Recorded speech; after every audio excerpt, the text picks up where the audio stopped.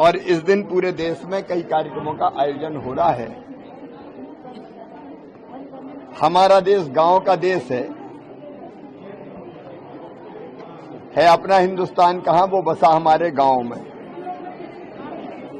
गांव के बिना देश अधूरा है और गांव किसान के बिना अधूरे हैं, खेती के बिना अधूरे हैं और खेती बहनों के बिना अधूरी है, क्योंकि कृषि कार्यों में आज भी आधे से ज्यादा काम अगर कोई करती है तो हमारी बहनें करती है।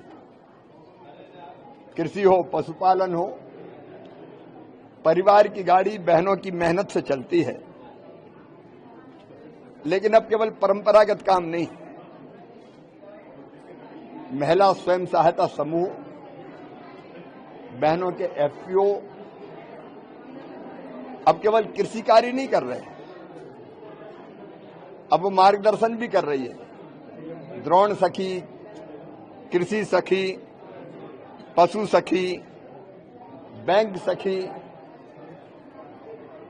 अलग अलग क्षेत्रों में बहनों को ट्रेनिंग देकर ये सारे काम भारत सरकार प्रधानमंत्री जी के आशीर्वाद और मार्गदर्शन से करवा रही है, कृषि विभाग करवा रहा है। उसके अलावा बहनें अलग अलग चीजें कैसे बनाएं, तो वो प्रोसेसिंग के काम में भी जुटी। अब केवल बड़ी पापड़ अचार नहीं बनाती,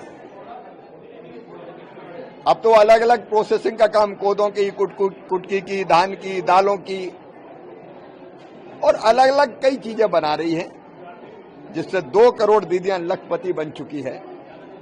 अब 3 करोड़ दीदियों को लखपति बनाना है तो खेती में भी और नए प्रयोग करना है। मतलब केवल खाद्यान्न पैदा ना करें, उनके साथ पशुपालन, बकरी पालन, मुर्गी पालन, मधुमक्खी पालन, कृषि वानिकी, अलग अलग तरह के कई काम करें, प्रोसेसिंग के काम में भी लगे और उनकी आमदनी बढ़े और वो लखपति बने। अब तो लखपति के साथ साथ करोड़पति दीदी का भी कॉन्सेप्ट आ रहा है, कई एफपीओ करोड़पति हो चुके हैं।